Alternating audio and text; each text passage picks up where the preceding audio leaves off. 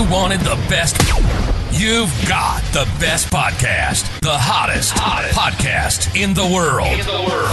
The Chris Voss Show, the preeminent podcast with guests so smart you may experience serious brain bleed. The CEOs, authors, thought leaders, visionaries, and motivators.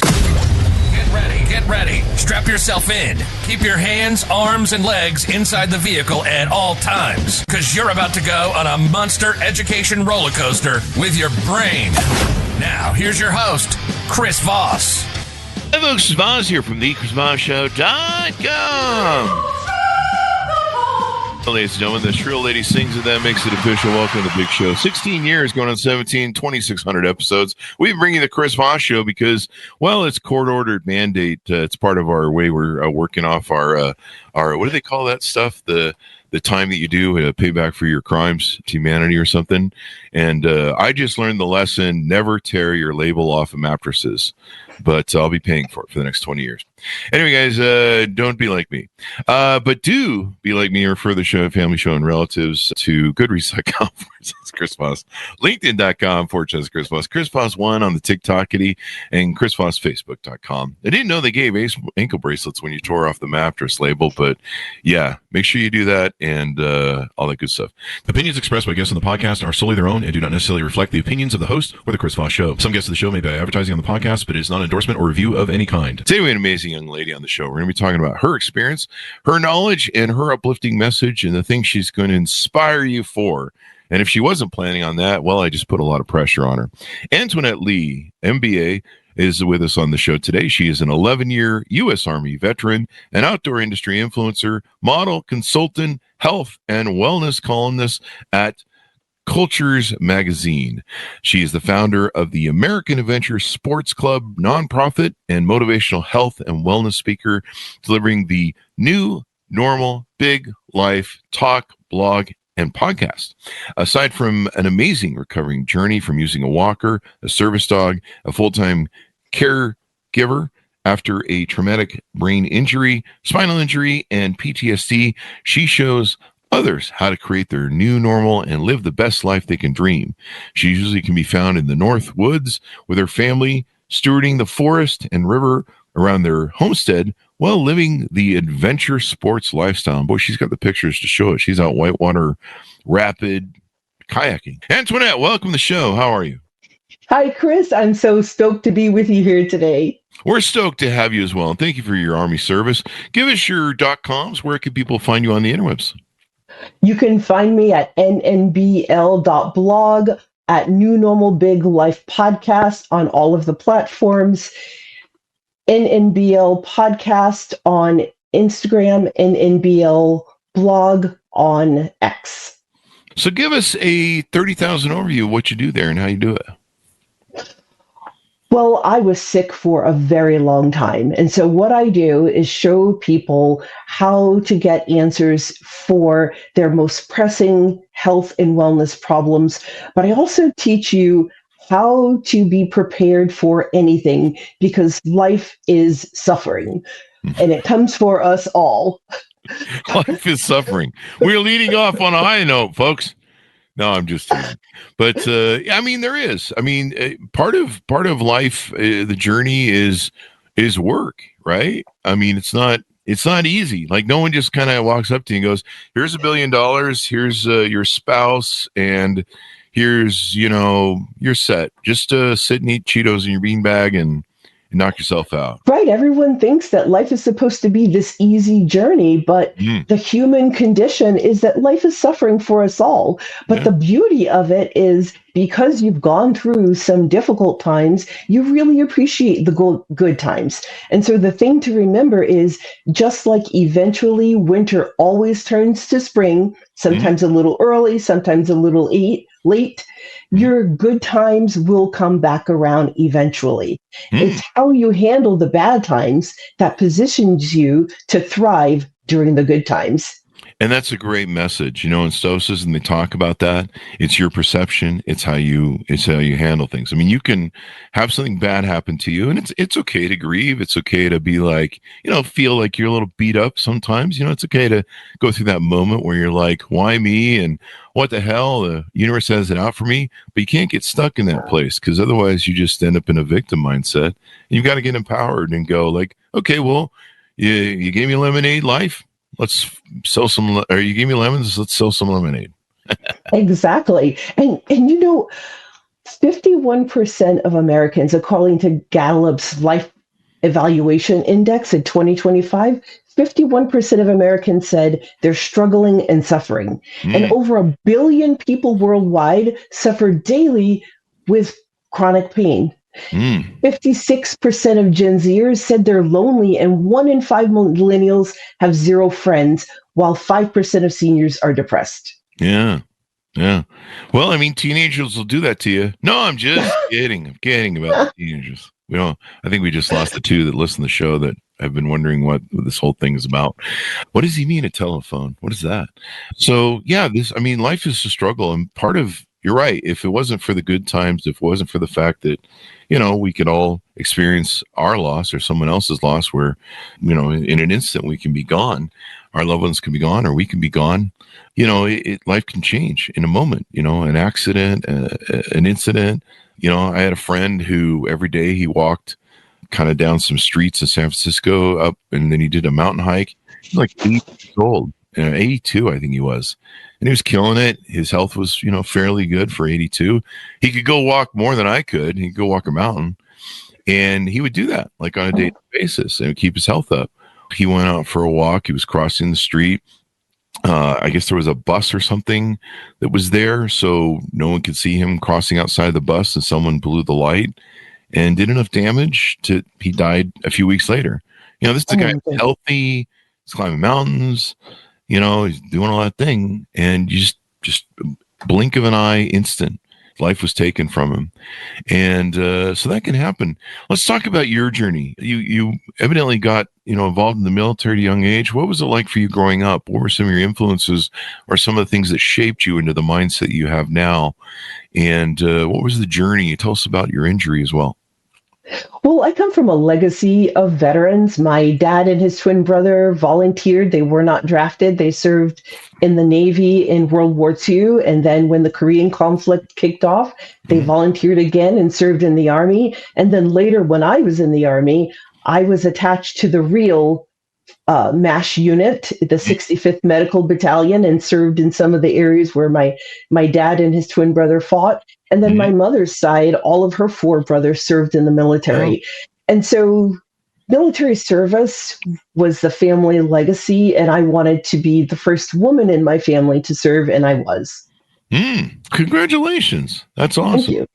And, the military's opened more roles for women, I think, than they used to have. I'm not sure what's going on this year, but that may be for another podcast.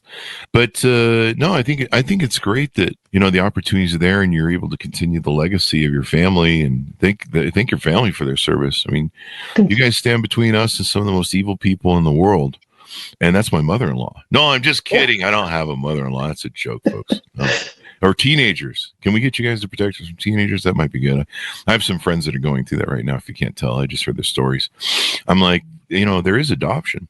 So what happened to you? How did you get in the situation where you ended up with an injury and then you had to do this battle to get, go through some of the things we talked about in your bio? Well, to understand what happened, you kind of need to understand what I did in the military. So I was trained and served in various roles throughout my 11 years in the Army. Most notably, I was an air assault qualified expert medic, trained in anatomy, physiology, pharmacology, general dentistry, and infection control and disease prevention. I also held other roles, but since 93% of the U.S. population has never served in the military, and for our international listeners, I'll explain a couple of things that are unique to the American active duty military and veteran experience. So an air assault qualification means that you're trained to sling load and hoist away using a helicopter. I would sling load it. A pilot would use the helicopter to move equipment from one place to another. You're also trained to rappel out of helicopters and down mountains and off buildings. And then as an expert field medic, I was trained to give life-saving first aid in an emergency situation, and then get the patient to a higher level of medical care. And sometimes getting that patient to a higher level of medical care meant that I had to carry a grown man who was sometimes 100 pounds heavier than me and almost a foot taller on my back using a fireman carry. So I needed to be as strong as my male counterparts to be able to do my job. But one day, I had a devastating injury. I was rappelling down a mountain in Korea, and the same conditions that helped the person that I was going to assist also injured me. I suffered a traumatic brain injury, a spinal cord injury. I broke my back. And I later developed PTSD, not from this incident, but from other incidents in the military. Well, I'm sorry to hear that. I mean, PTSD is a real big deal. Brain injury is a real big deal. I've had some friends that have gotten brain injuries, and you know, for some of them, it makes them really hard just to go out in public and do anything.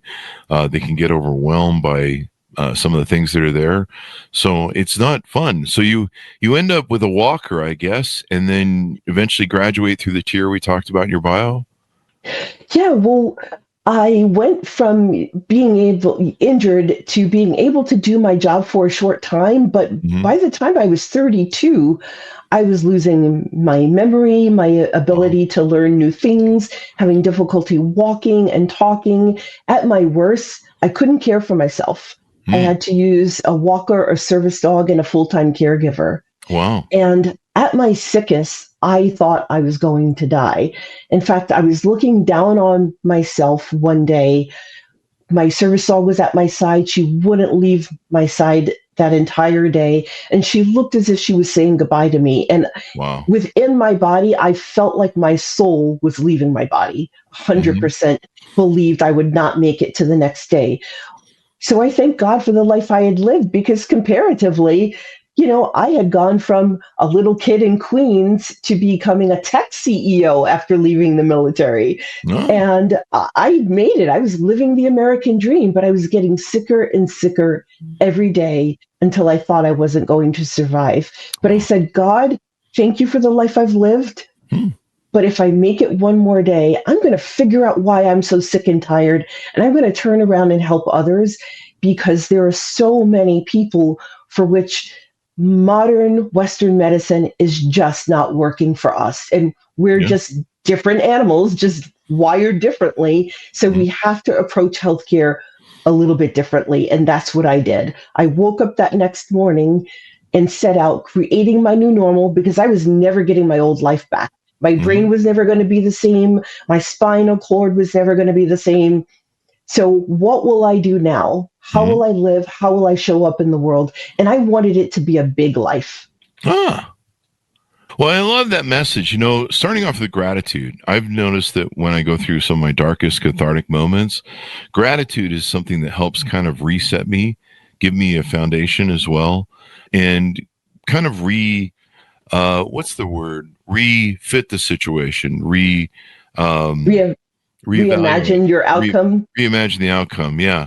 And by doing that, you kind of create a space for yourself to go, you know, what do I have now? You know, I've been through cathartic moments where I've lost, you know, different functions of my body in old age, my back and hernias and different things, and had to realize that I'm going to have to live with that for the rest of my life. And it's a quality of life situation over just, you know, being able to do whatever the hell I want, run around crazy like.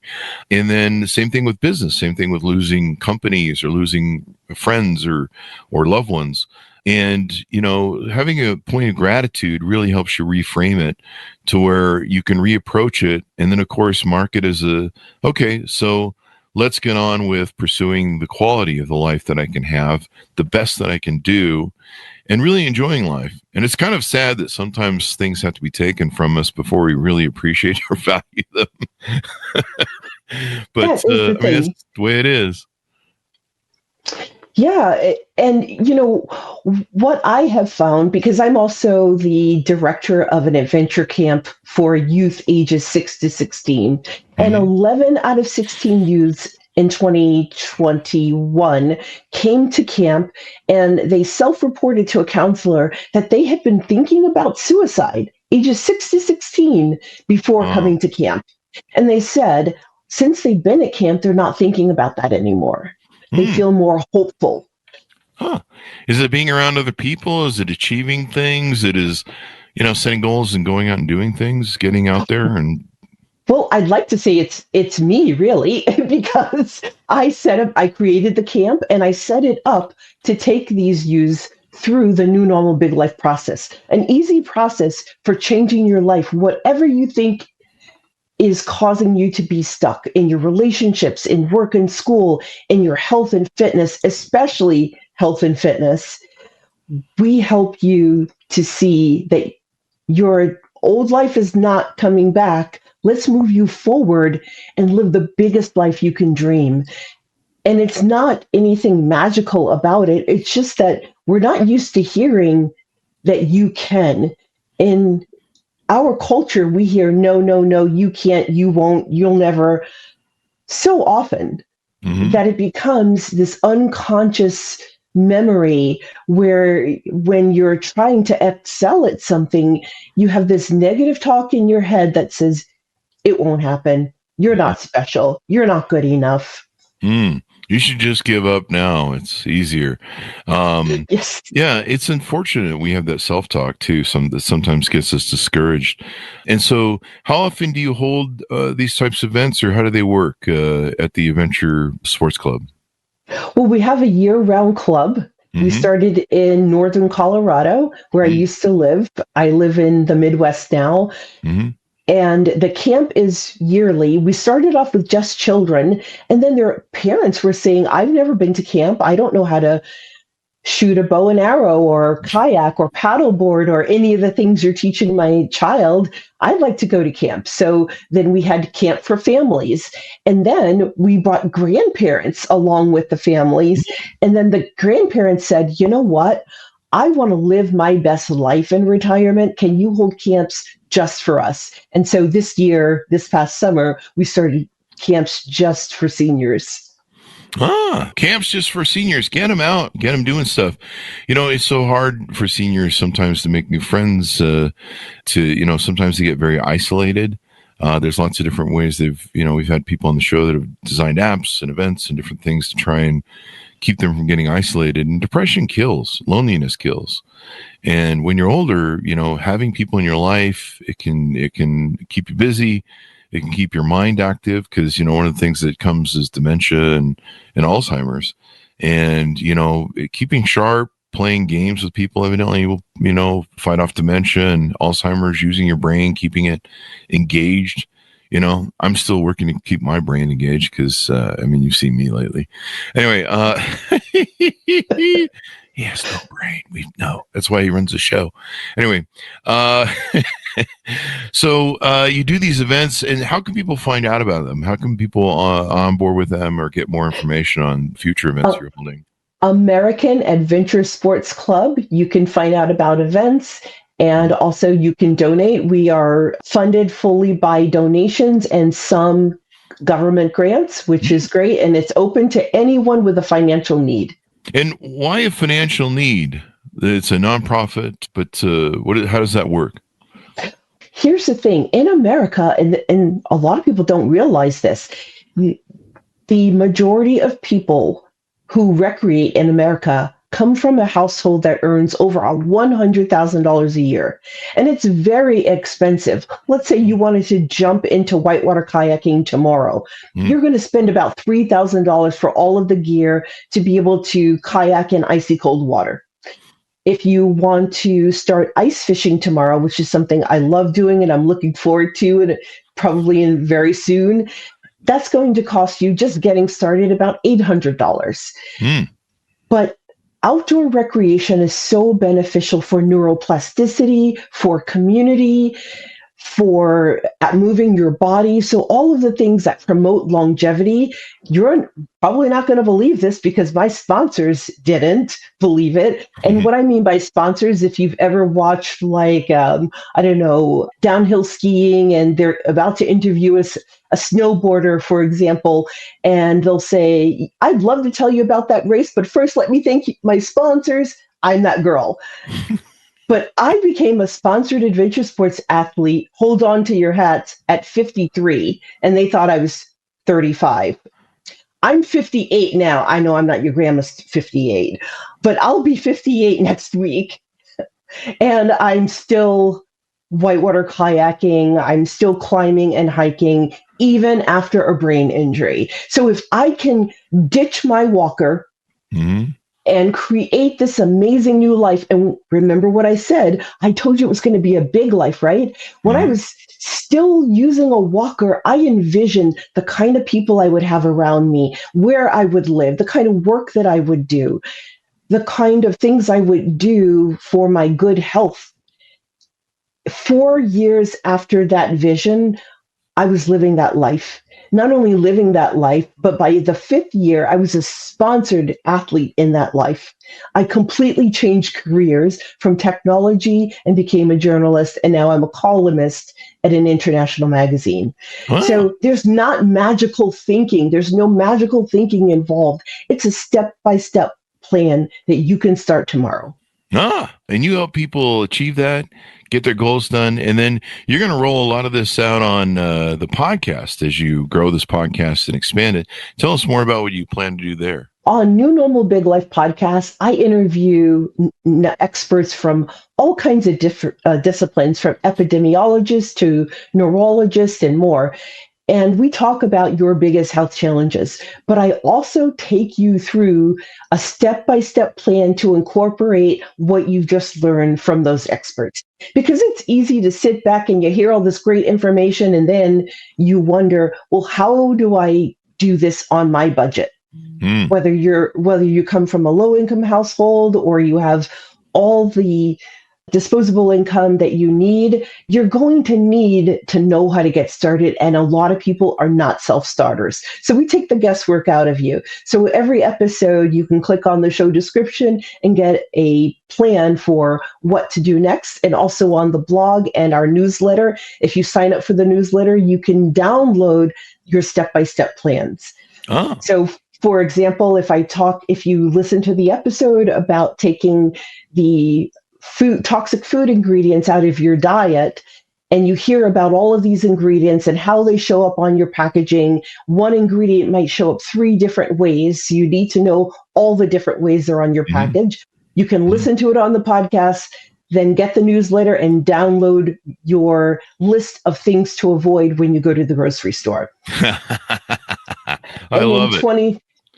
In 2026, in January, I'm going to start taking you through creating your new normal and living your big life. And this is all at no cost. I don't charge you for anything because this is my mission. This is my purpose, my passion. One of the reasons that I get out of bed, being an outdoors woman, is the other reason I get out of bed. And of course, my family and friends are big reasons too. But on those days, I still have debilitation. There are some days that I get up and my brain does not work. It won't cooperate. And I will have difficulty making sentences, difficulty walking, difficulty with stability.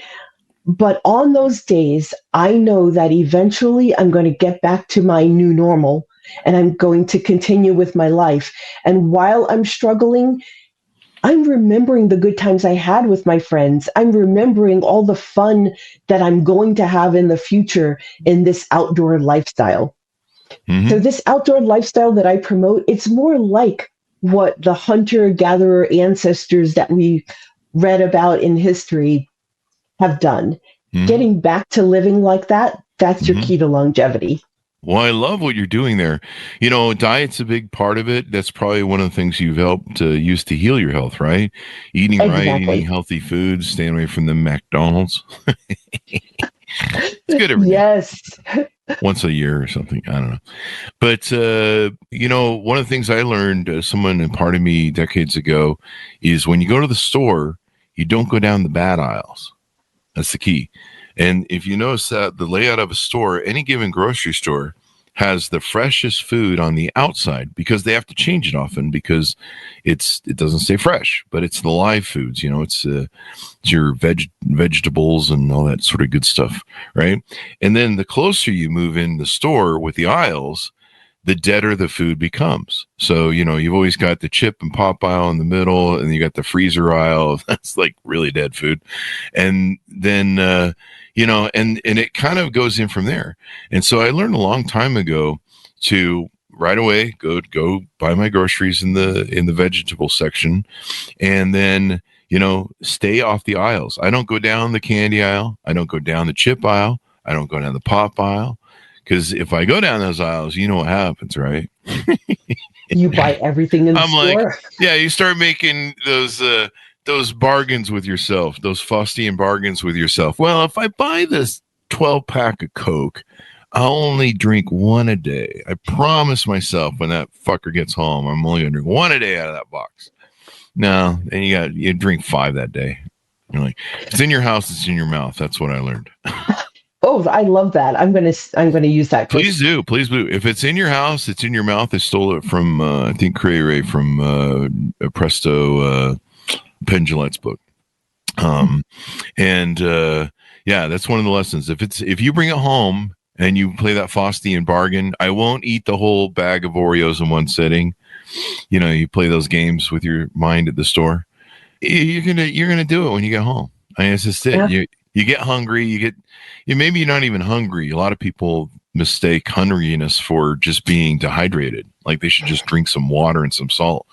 Right. And they're like, no, I'll just eat a bag of Oreos. That'll hydrate me. And then they wonder why they're crashing and, all sorts of stuff. But health and food and what you put in your body is so important. You gotta stay away from that crack. Health is wealth. It really is. And healing damage, I may not be able to heal my back or, other things I've damaged in my world, but, I can help improve the quality of its survival and health by eating good stuff. I used to drink a lot of vodka, and that's not good for anyone's joints. It's good for a good time sometimes, though. For about 2 hours, and then there's about 3 days of hangovers and dehydration and bloating. And man, I used to get bad water gain from the days. And I eventually just go, hey man, this is a game for the young people. And I feel so much better not drinking anymore. I mean, I played my body out for 20 years. I did it hard for 20 years, and then I was like, okay, you did that. That's we can put that one in the bag and just say we got that one. But Chris, I think that you and the listeners out there might be able to level up your good health more than you think you can. And here's why. So researcher Sonja Lyubomirsky came up with this hypothesis for happiness, that your happiness level, but I'm going to extrapolate it out to your overall life and health and wellness, right? So 50% of what makes you who you are comes from your genetics. And of course, you can turn genes on and off. 10% of what makes you who you are, that's environment. And some of the environment you cannot change. Like you can't change the rapid pace of cultural change that we've seen over the past 10 years. You can't change the rapid pace of technology that we've seen over the past 10 years. But what you can change are some lifestyle changes. And those lifestyle changes are 40% of what makes you who you are. So it's 40% of your good health.